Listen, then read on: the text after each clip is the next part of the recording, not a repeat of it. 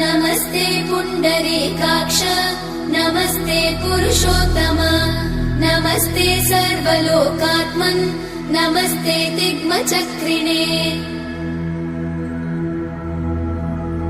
नमो ब्रह्मण्यदेवाय गोब्राह्मणहिताय च जगद्धिताय कृष्णाय गोविन्दाय नमो नमः।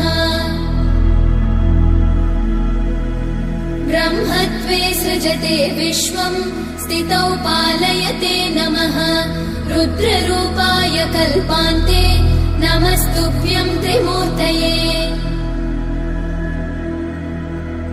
देवायक्षासुरा सिद्धा नागा गन्धर्व किन्नरा पिशाचा राक्षसाश्चैव मनुष्या पशवश्च ये। पक्षी